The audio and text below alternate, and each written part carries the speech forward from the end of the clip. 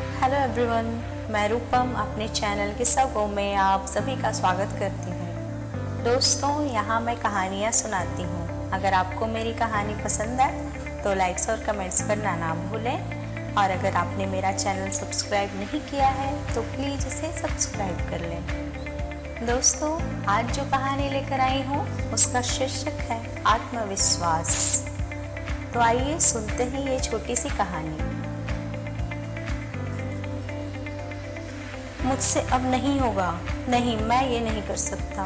2 बार मैंने एम्स की परीक्षा दी मगर बहुत अच्छा रैंक नहीं आया। इतनी मेहनत के बावजूद मैं नहीं कर पाया। अब मैं क्या करूं? इससे और ज़्यादा मेहनत अब मुझसे नहीं होता है। मैं शायद नहीं कर पाऊंगा। मनीष आज बहुत दुखी था। वो अब हिम्मत हार चुका था। अपने आप से यही बातें कर रहा था, बिल्कुल निराश, बिल्कुल हताश। अब मैं अपने घर पर क्या बताऊं? सब पूछेंगे रिजल्ट क्या हुआ, रिजल्ट क्या हुआ। आज मैं साफ साफ बता दूंगा कि सॉरी पापा, मुझसे नहीं हो पाएगा ये। मनीष निर्णय कर चुका था कि अब वो और ज़्यादा मेहनत नहीं कर सकता। निराशा के बादल चारों ओर से उसे घेरे थे। मनीष अपने घर से दूर था। वहाँ उसे कोई समझाने वाला भी नहीं था। उसके 3 दोस्तों का अच्छा रैंक आ गया था मगर मनीष थोड़ा पीछे रह गया था। बहुत सारे प्रश्न उसे परेशान कर रहे थे। यही सोचते सोचते कब उसकी आंखें लग गई पता नहीं चला, और जब उसकी आंखें खुली तो शाम हो चुकी थी। वो सोचा कि थोड़ा टहल लूँगा तो शायद अच्छा महसूस करूँगा। इस तरह वो चल पड़ा बाहर की ओर और एक गार्डन में जाकर बैठ गया।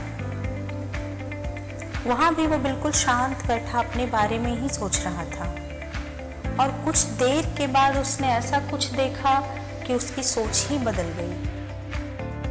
उसके सोच की दिशा पॉजिटिविटी की ओर चली गई। यूं तो उसे वो अक्सर वहाँ देखता था मगर आज शायद उसने गौर किया था। वहाँ एक लड़की रोज आती थी अपने हाथ का एक्सरसाइज करने के लिए।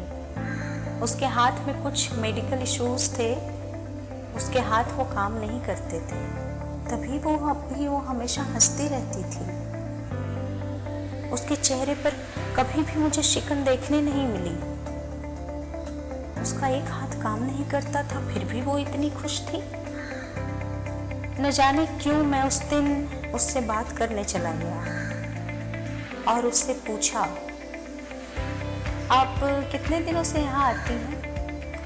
माफ़ कीजिएगा, मैं आपको अक्सर देखता हूँ इसलिए आ गया पूछने। उस लड़की ने जवाब दिया, कोई बात नहीं है, कुछ भी पूछ सकते हैं आप। मैं लगभग 1 साल से आ रही हूँ यहाँ पर अपने हाथ की एक्सरसाइज के लिए। एक्चुअली मैं घर में भी कर सकती थी मगर मुझे शाम की खुली हवा में एक्सरसाइज करने में ज़्यादा अच्छा लगता है, इसलिए मैं यहीं आ जाती हूँ, और ये घर के पास में भी है तो बस हाँ आ जाती हूँ। आप 1 साल से प्रयास कर रही हैं, फिर भी कुछ सुधार नहीं हो रहा? मैंने पूछा तो उसने जवाब दिया, नहीं हो रहा तो क्या मैं प्रयास करना छोड़ दूँ? क्या पता कल से ही सुधार होने लगे। इसमें जिद है तो मुझ में भी जिद है। मैं तो तब तक कोशिश करती रहूंगी जब तक ये ठीक नहीं होता। और फिर से हंस पड़ी। एक दिन ये हारेगा मुझसे। इतने में उसकी मम्मी आ गई और बोली, चलो पूजा घर चले अब। रुक जाओ माँ, 2-3 बार और कर लेती हूँ, उस लड़की ने जवाब दिया। मैं उसे और उसके जज्बे को बस देखता ही रह गया। अगर दुर्भाग्यवश ऐसा कुछ मेरे साथ हुआ रहता तो आज मैं डिप्रेशन का शिकार होता। मन ही मन ये सोचने लगा। उसे देखकर कुछ सीखने लगा। फिर मेरे मन में न जाने कहां से एक नई ऊर्जा भर गई। मैं फिर से तैयारी करूंगा, ऐसा मैं महसूस करने लगा, और इस बार तो हर बार की तुलना में अधिक मेहनत करके और अच्छा रैंक लाऊंगा।